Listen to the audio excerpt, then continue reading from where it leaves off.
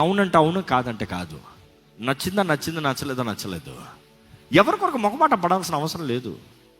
ఒక వ్యక్తి నిజంగా తన విలువ తెలుసుకున్నప్పుడు మొహమాట పడ్డాడండి. చూడండి, వాళ్ళు ఏమనుకుంటారో అని తింటా కూర్చున్నానండి, రాత్రంతా వాంతులు చేసుకుంటా కూర్చున్నానండి. ఎవడ కష్టపడమన్నాడు? కావాలంటే నీకు అంత ప్రేమ ఉంటే మీరు తినండి, నేను కూర్చుంటాను అని చెప్పు.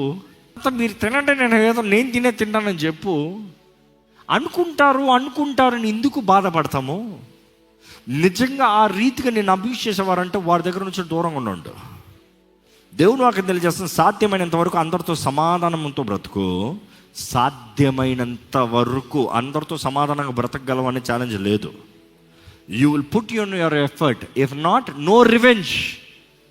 Move your path. అంతే. కోపం వద్దు, పగ వద్దు, కక్ష వద్దు, ద్వేషం వద్దు.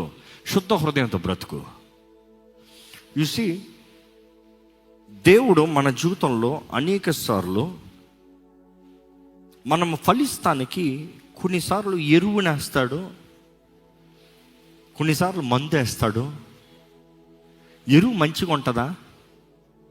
ఒక చెట్టు మంచిగా ఎదగాలంటే పేడ తీసుకురావాలి. ఆవు పేడ తీసుకొచ్చి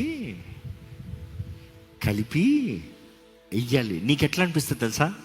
చీ గబ్బు, చీ అసహ్యం, అలాంటి వారు కావాలి నీకు.